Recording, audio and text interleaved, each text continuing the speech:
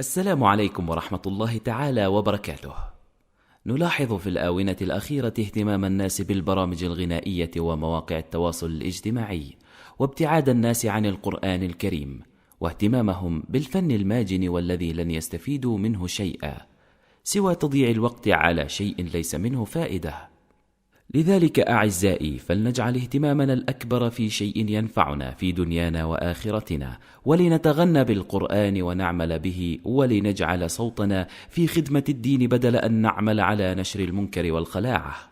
فلنأمر بالمعروف وننهى عن المنكر كما علمنا نبينا محمد صلى الله عليه وسلم، وأقولها لنفسي قبل أن أقولها لكم.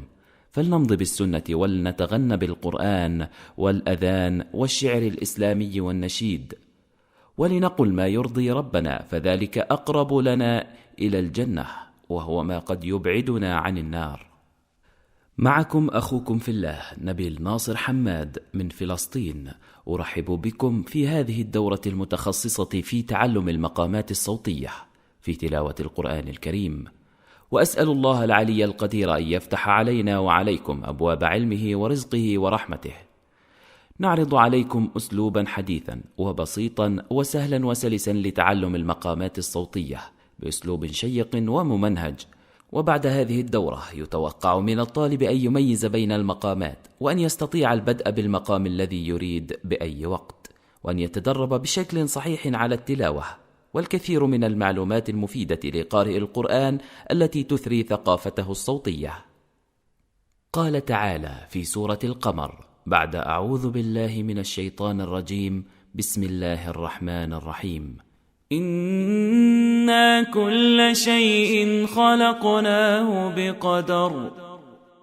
لكل ما في هذه الدنيا معايير ومقاييس يمكننا القياس عليها، فمن عظم حجم القمر والنجوم والكواكب فلها مسارات تسير عليها، وسبحان من خلق الذرات التي يتكون منها كل ما حولنا، فلها مسارات ومقادير وصفات معينة.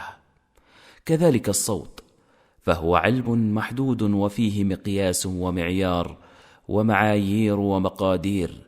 وعلم المقامات الصوتية علم يصنف ويرتب ويضع المعايير للأصوات المستخدمة في الأداء البشري.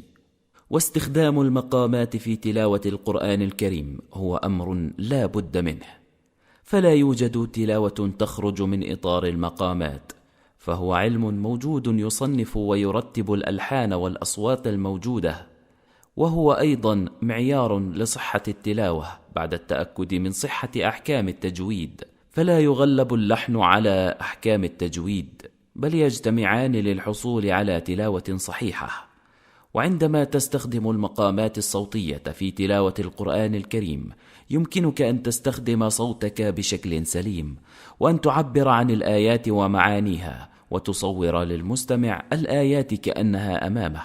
فمثلا لا يجوز وصف حال أهل النار بطريقة مفرحة، أو وصف حال أهل الجنة بطريقة محزنة. ماذا نستفيد من تعلم المقامات؟ أولا، اتباع السنة المشرفة بالتغني بالقرآن.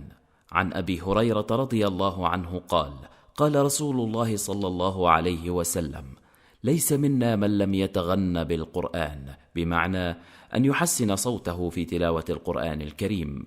ثانيا، تدريب الحنجرة وتقوية الصوت.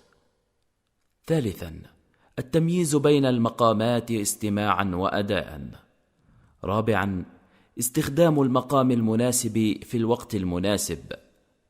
خامسا، التحكم في الصوت. سادسا، تسهيل تلاوة القرآن الكريم مما يساعد على حفظه.